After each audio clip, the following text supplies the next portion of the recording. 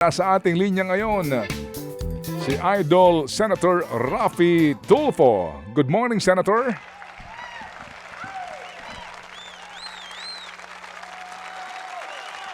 Senator Idol Raffy Tulfo. Good morning, Senator. Hello. Good morning, Senator. Yes. Ay, good morning, Ted. Magandang araw, masayang araw sa atin lahat. Salamat po sa panahon. Si Chacha po, may unang katanungan. Go, Cha, please. Yes po. Senator, nagpatawag nga po bukas, June 17, ng special session ng Pangulong Marcos Jr. Ang sinasabi para talakayin po yung ilang priority measures. Meron din pong iba pang mga kailangan pang pag-usapan. Pero meron din po mga nagsasabi na ang dahilan kung bakit nagpatawag na ng special session ng Pangulong Marcos Jr. is parang may numbers na daw po to really oust Senator Alan Peter Cayetano. Ano pong reaksyon nyo doon? Well, meron nga ganon, DJ Chacha, ng mga balita pero I'm not privy to that. Basta ang alam ko, magkakaroon ng session tomorrow and full force kaming new majority na 12 mag-attend.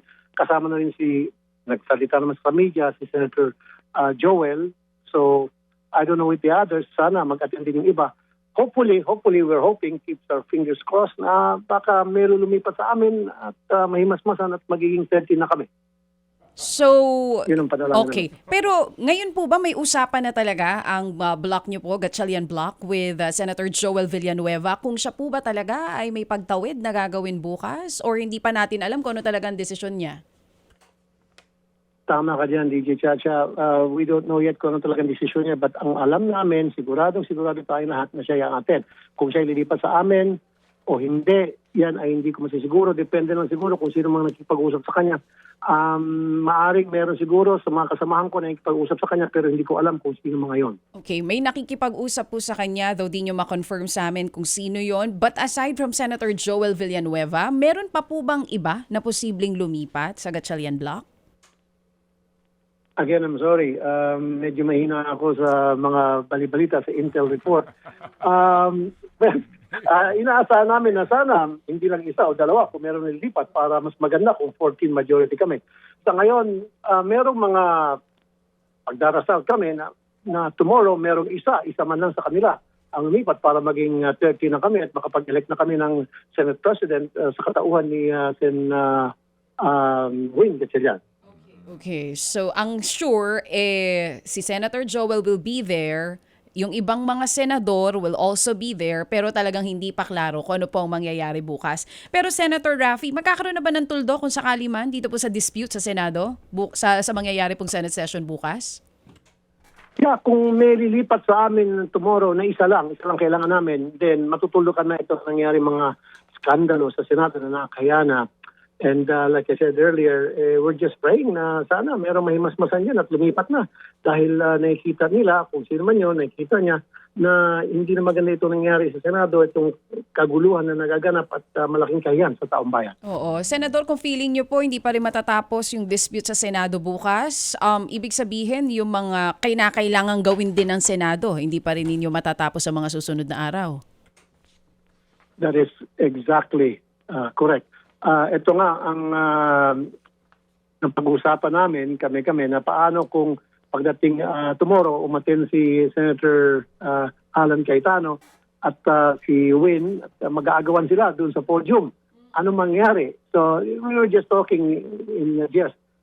So sabi namin, siguro kausapin natin yung Sergeant of Arms para awatin silang dalawa at of course papaupuin natin kung sino talaga yung karapat-dapat na yan ay sa si Sen Win Gatchalian. So there's a possibility na ganun po yung mangyari?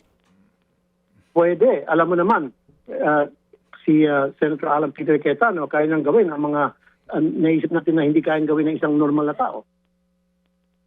Opo, medyo sorry ha, nagulat din ako sir. Kasi syempre ayaw naman natin na ganun ang mangyari, hindi po ba? Kung magkaroon po ng number 30 na bukas, ang Gatchalian Block, hindi naman siguro mukha naman tatanggapin na po ni Senator Alan kung sakali. Well, sabi niya mag-resign na raw siya. Gusto niya mag-resign. In fact, there was a time na nasabi niya sa media, sana magkaroon ng 13 para bumaba na siya. But knowing Alan, I'm not gonna take his word for it because you know Alan is battle-tested, battle-hardened, seasoned veteran when it comes to scandalous warfare. So hindi natin alam kung ano yung gagawin niya bukas na baka hindi niya matanggap yung mga pangyayari na dapat tutuldok na sa problema dyan sa Senate. Well, hopefully we're praying na dapat he'll give way pag nakita niya na 30 na kami. May balita po ba kung pupunta ang Cayetano Block bukas? Wala kaming balita kung pupunta yung Cayetano Block. Ang balita lang namin na sigurado ay si Joel. Pero mayroong mga pasabi ata si Sen. Loren, mukhang atin siya. Pero ang pagkakaalam din namin, siya mag-attend lang at hindi para bumoto or something to that effect. So malabo po yung pagtawid ni Senator Loren Legarda. Malabo pa sa putik. Hindi, Bakit naman, Senador? Bakit naman po, Idol? Bakit? How would I say this? Well, una, ito sabihin ko, I believe Alan is highly intelligent and very smart. Yeah. Kaya lang, ginagamit niya sa hindi maganda yung kanyang pagiging smart. At paano ko sabi, he's very intelligent, very smart. Nabudol niya sila Loren at ibang mga kasama niya na these senators, they're known to be intelligent as well, level-headed at decent senators. Naloko niya. In fact, si Loren nga pala, okay, ito may kwento ko sa inyo. So, hindi chismis to. Nung that fateful day na magkaroon ng changeover, Loren really was thinking na siya yung mag-elect na Senate President, hindi si Alan. Si Alan mag-enroll sa kanya at boboto siya. Kaya na before that happened, nakausap ako ni Loren. Sabi ni Loren sa akin, in passing na, bakit, hindi ba kayo, okay ba sa'yo na magkaroon ng Senate President na babae? Hindi ko pa alam na meron po siyang pahiwatig. Sabi ko, okay, wala namang problema. Kaya nga kung makikita niyo sa video, nung araw ng karombotohan, di ba nagtayuan, takasan ng kamay. Tingin ng Loren kung sino-sino ang mga bumoto, kung meron silang numbers. Kasi kung wala, baka she will stay independent. Kasi for her, she's been had. So nung nakita niya na 30 na, sige na nga, boto na nga lang. Pero kasi tuwing mga meeting nila ata, I believe, nagaganap sa bahay ni Loren. So Loren was really expectant. She was really expecting na siya yung ibotong Senate President. Kaya lang, she'd been had by the wise and smart Senator Alan Peter Cayetano. So if that's the case, may possibility lumipat siya kung sinasabi niyo pong nabudol siya ni Senator Alan. Hindi na kasi ang kay Loren yung bang it's a point of no return. The Rubicon has been crossed. So wala na siyang choice. Panindigan na niya kasi nandiyan na rin lang yan. Ganun din siguro sa tingin ko pag-iisip. Hindi kaya ma-realize po niya na para rin matigil na yung Senate impasse, lipat na lang po sa kabila para hindi lang 13 ang meron na numbers, 14 pa kung sakali. Alam mo, DJ Chacha, maganda yung point mo. In fact, talk to some senators na pagod na sila, ayaw nila nangyaring kaguluhan. They're not happy. I even talked to Senator Mark Villar a couple of weeks ago. Yung sa telepono lang, kumustahan lang. At sabi niya, hindi na maganito nangyaring kaguluhan. Sana magkaroon ng tuldok to, sana matapos na to. Everybody, except of course for Alan and maybe some senators, but most of the senators, kasama ni Alan, they know they're fighting, they're not their own wars, but gera ni Senator Alan ang pinaglalaban nila. Opo. Pero Idol Senator Raffy, di ba ngayon ang actual status ni Ginoong Cayetano ay senator siya, plain and simple? Di ba siya ay inalis na sa pwesto nung huli niyong sesyon kung saan po nag-declare kayo ng all positions vacant? That is correct. Ordinary senator lang siya, tulad ko. Kasi all positions vacant. Ibig sabihin, pati yung Senate presidency na pwesto niya, tanggal na rin yun. At although majority kami 12, pero hindi pa rin matatawag na Senate presidency win kasi kailangan ng 13. Oo nga po. Pero sa ngayon, so, kumbaga, legally, sa inyo pong panig, wala na siyang karapatan para mag-preside bukas. That is correct. Thank you. Very good. Excellent point. However, again, knowing Senator Alan Peter Cayetano, ginagawa niya yung mga bagay na kahindik-hindik na hindi na natin akalain na magagawa ng isang normal na senador. Yun nga. Pero we're ready for it in case na siya ay magwala, if you will. At hindi niya matanggap yung kanyang pagkatalo at kami naging 13 at siya mag-skandalo. Ready naman yung OSAA to deal with that scenario. Alright, opo. Sige nga po. So we sincerely hope and pray no na ito po ay maresolba like gentlemen, di ba? Opo, and statesmen ng ating pong Philippine Correct. Senate. So, Senator Idol Rafi, meron umanong paramdam na yung dalawang magkapatid, babae at lalaki, Camille at Mark Villar. At meron ng mga usapan daw.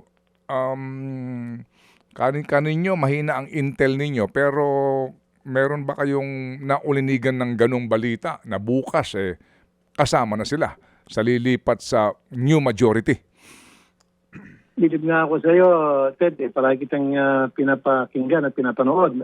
Malalim intel mo. Pero unfortunately, hindi kasing lalim intel ko sa intel mo. Wala akong alam na yung dalawang magkapatid ang nalilipat. For me, I would say 90% hindi sila lilipat dalawa. Okay. 90%. 90%. Sige po. Pero yung Villanueva, 90% lilipat na sa inyo. 50-50. Siguro. So, abangan pa natin. Abangan pa. Okay, sige. Pwede, abangan. Opo, Tomorrow. we will respect that. Sige. So, Senator Idol Rafi, ang order po, ang proclamation po ni Presidente, 1 day lang na special session ito. So, dapat matapos nyo lahat ito. That is correct. Yung 7 priority bills, matatapos namin. Kasama na po dyan yung pag-convene ng commission on appointment. Kawawa naman yung 5 generals na napinipin yung kanilang promotion. Tatapos namin by 3 or 4 o'clock ng hapon, singing day na ulit kami. Okay. Kaya 9 o'clock, maaga kami mag-umpisa. 9 a.m. mag-umpisa na kami tomorrow. Okay. So, bukas po ang special session, umaga ang simula. Umaga, 9 a.m. Up to 3 or 4 p.m. 5. Tatapusin namin yan. Yeah, the whole day. And then, sine dia na po kayo ulit, no?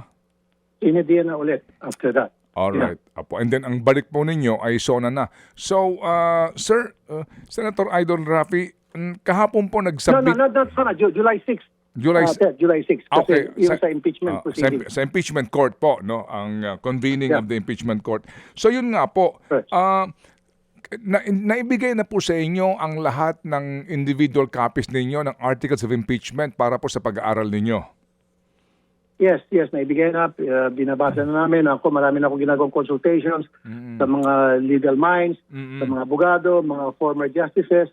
So I been doing the rounds and consulting so many legal minds kung paano ang magiging diskarte ko pagdating doon sa impeachment articles of impeachment ko at binibigyan nila akong guidance kung paano attacking gagawin ko. Opo. Paano pagbasa ang gagawin ko. Opo. And then, sa ngayon po, doon sa usapin po ng bilang ng mga senador, yung pong threshold ng bilang, meron na ho ba kayong kaisipan doon ng 24 senators and then kailangan po ng 16 votes to acquit at basically yun at yun po lamang, wala nang ibang kaisipan po, gagaya ng dapat 22 lang ang bibilangin kasi yung dalawa daw most likely hindi nga makakasipot po sa impeachment trial? Tama ka dyan, Ted. Sa ngayon, 22 senators lang kami kasi alam niyo naman, si Bato, hindi natin malamang kung saan siya. Definitely magtataguyan, hindi siya mag-attend sa impeachment hearing. And then yung isa nakakulong. So 22 senators lang ngayon. So sinasabi sa batas, 2/3. Wala naman sinabing 16. Hindi naman definite yung batas na nag-specify na 16. It says sa batas na Constitution, it should be 2/3 of the whole bilang ng senador. So sa ngayon 22, kung i-2/3 mo 22, that's 14.6, which is equivalent to 15 senators lang, hindi na 15 senators as opposed to 16. So 15 lang talaga. Okay. Kung akong tatanungin mo, in my humble opinion, to convict. Okay, that's yung nga po, no, itong mga schools of thought na ito, mainam na maaga rin pong mapag-usapan kasi nga, sa sitwasyon na inyong kakaharapin kung magsimula na po ang impeachment trial. Will that issue be, anong tingin nyo, must that be resolved on the very first day of ng convening of the impeachment court? Oh, what do you mean may result? May result tungkol dun sa bilang kung ilan ang Yes. kailangan Opo. Kung 24 ba ang threshold o 22? Hopefully that will be discussed. Isa sa mga topic na pag-uusapan yung threshold ba 22 bibilangan o 24. Pero like I said, Opo. marami mga legal minds nagsasabi, dapat kung sino lang yung present, kung sino makapag-attend. Kasi it's not fair na papayagan natin bumoto yung mga hindi kayang umattend ng hearing. So hindi nila alam kung ano nangyari doon sa proceedings, sa impeachment trial. So why would they be allowed to vote na hindi man sila naka-attend, wala yung presence nila during the trial itself. Opo, So opo. dapat hindi bilang yung boto nila.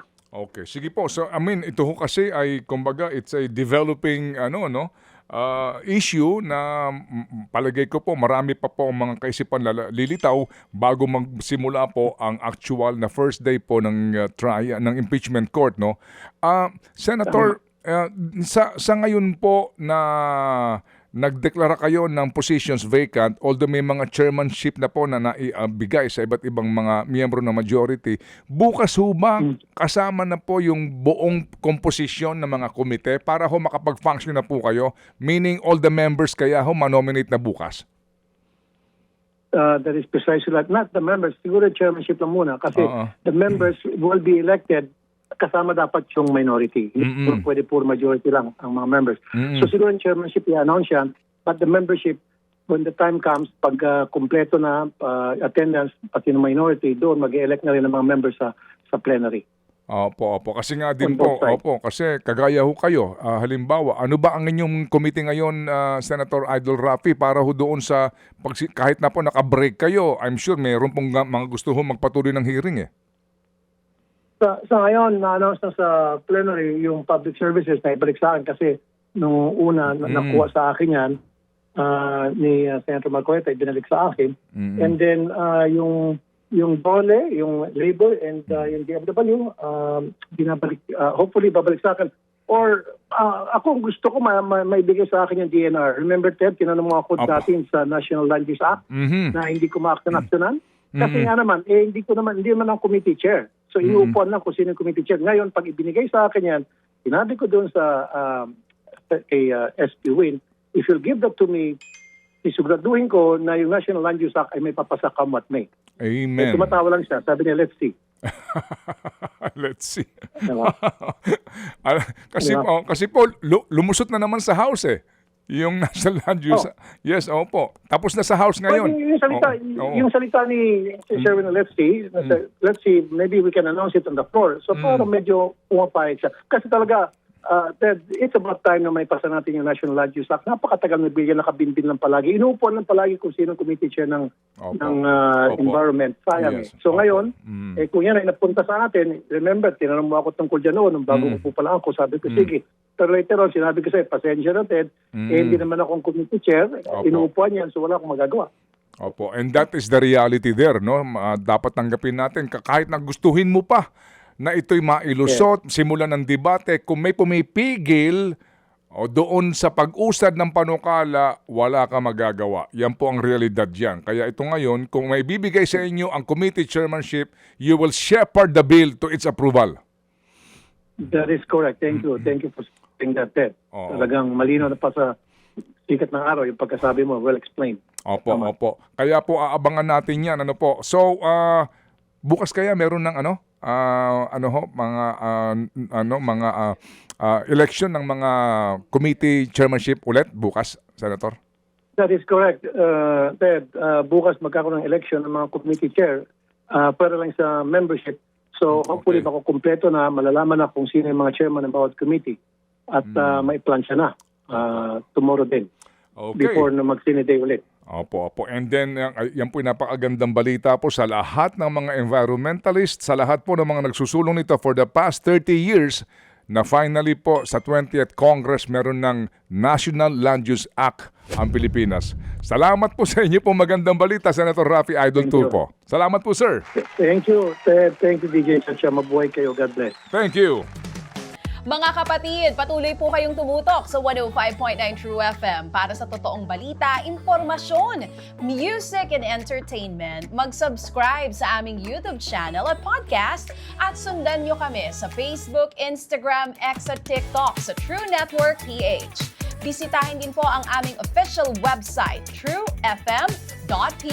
At panoorin din kami sa True TV Signal, Channel 19. Kami po ang 105.9 True FM. Laging true sa'yo, kapatid.